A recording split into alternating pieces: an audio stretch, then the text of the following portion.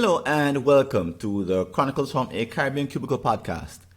This is Francis Wade, and here's an article I wrote for the Jamaica Gleaner. It's entitled The Shock of Low Standards. There are a few moments in your employee's career when they go into shock.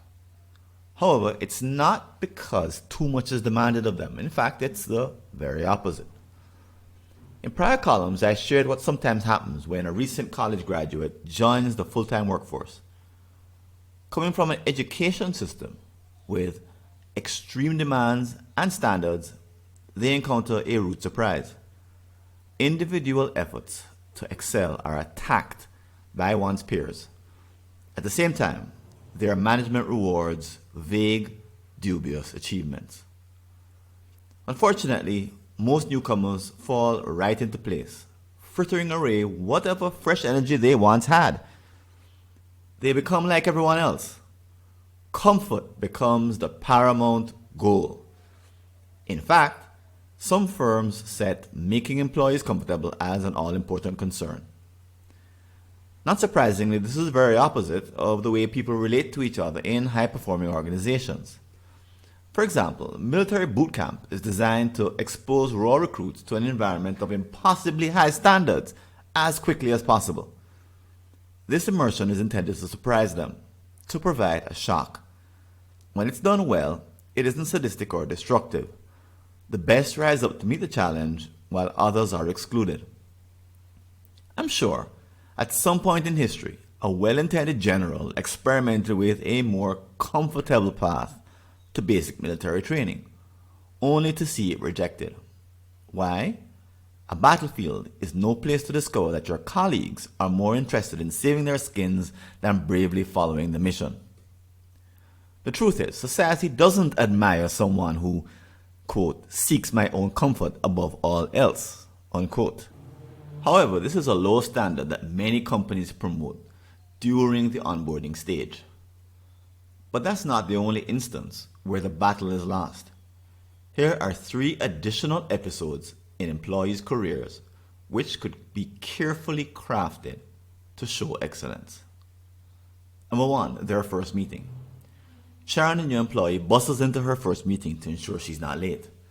As she opens the door with moments to spare, there's no one else in the room. 5 minutes later, the second person arrives. The meeting eventually starts 15 minutes late, with several missing, including the convener. The top executive, whose presence is required to make decisions, stumbles in even much later, still talking on his phone without apology.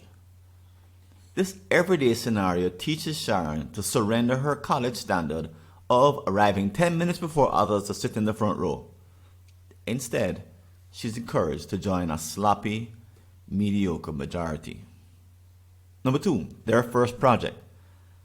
After a few months on the project, Jerome is confused.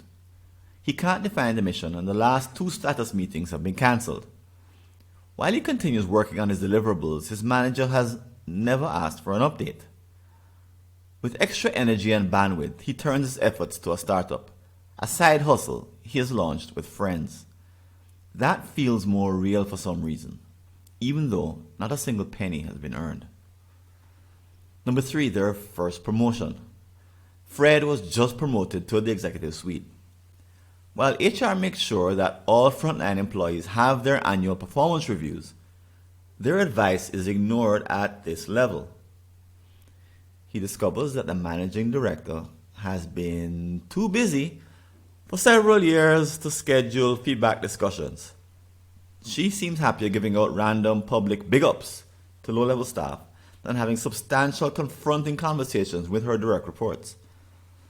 As such, he has no idea how to improve his performance. Consequently, when a headhunter calls, he jumps at the opportunity to move to a different organization which he hopes has higher standards. No excuses. Perhaps you're reading this article arguing that my company is not an army. True, but what would it be like to find and emulate the best-run organizations in your industry? Maybe you would discover a common thread in all high-performing service clubs, sports teams, NGOs, statutory bodies, corporations, and even Bible study groups. Consider that there may be something in human nature that instinctively seeks comfort in relationship with others, rather than accountability, and that it destroys performance. As such, your book club which skillfully causes or forces its members to read the assigned books is one that thrives where others fail. This core ingredient, accountability, is a secret sauce that wards off the drift towards mediocrity. When you fail to repeatedly burnish it brightly, the worst will always happen. The alternative is to craft high standards around key events which offer their own shock and surprise. While you'll definitely lose those who are committed to their personal comfort, those who remain have the opportunity to push each other to excellence.